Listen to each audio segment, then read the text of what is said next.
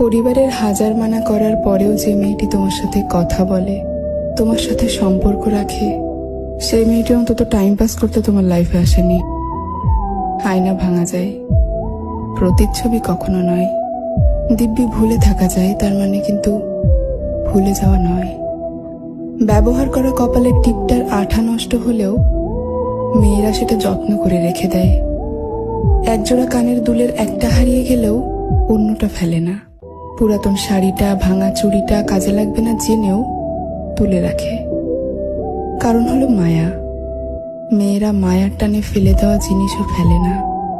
অসংখ্য কষ্ট যন্ত্রণা পেয়েও মেয়েরা মায়ার টানে একটা ভালোবাসা, একটা সম্পর্ক, একটা সংসার টিকিয়ে রাখতে চায়।